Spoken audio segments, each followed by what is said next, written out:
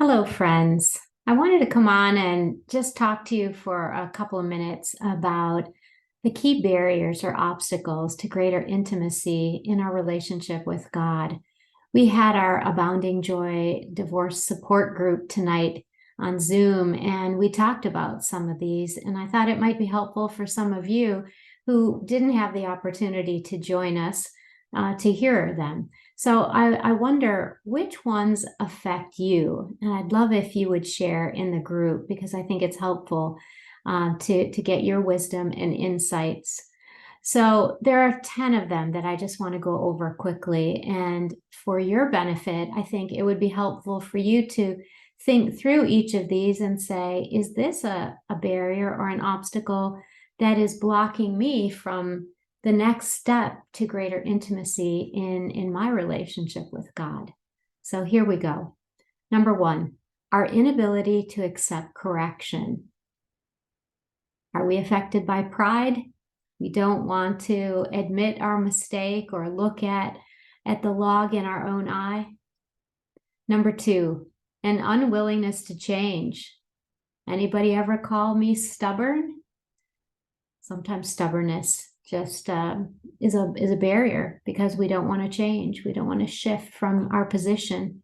Number three, a temptation to confuse the journey with the destination. What's the journey? Our life on earth. What's the destination? Our destination is heaven. And so we lose sight of heaven often because we are so taken up with this difficult journey here on earth. Number four, we substitute knowledge about God, things we know about him, with knowing him. Like, do you know George Washington? No, you know stuff about him, but we don't know him. Number five, our sin blocks God's grace and creates a barrier.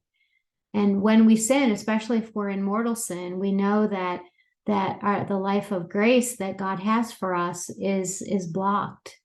And so if we're in that situation, we want to run, not walk, to confession and get that reconciled. We want to be reconciled so that God's grace can flow to us readily.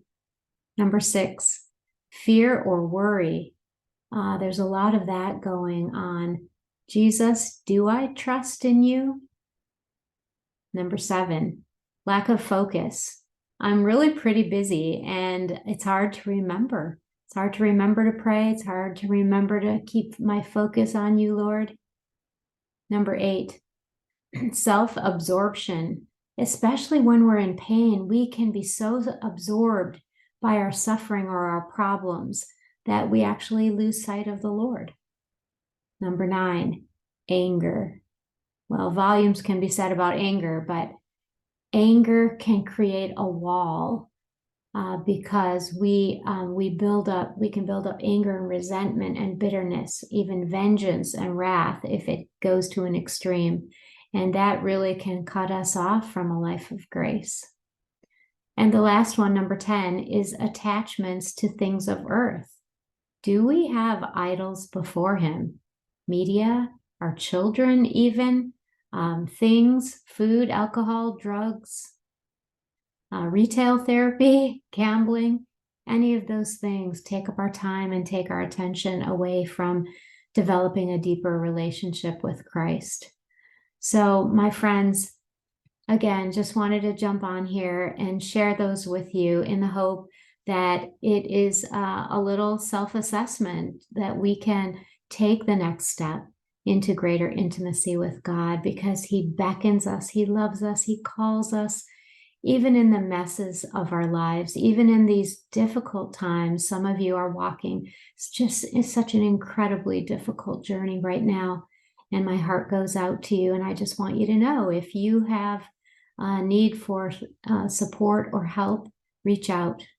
Reach out in the chat, direct message me, hit me up on my website, aboundingjoyministry.com. Get in touch. So wishing you a blessed day and God love you. Bye-bye.